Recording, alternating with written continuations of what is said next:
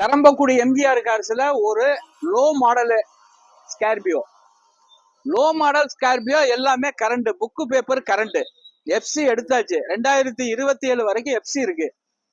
2007 மாடல்ல நல்ல வண்டி. இந்த ஃப்ரண்ட் எல்லாம் லேட்டஸ்ட் சேஃப், புது டயரு.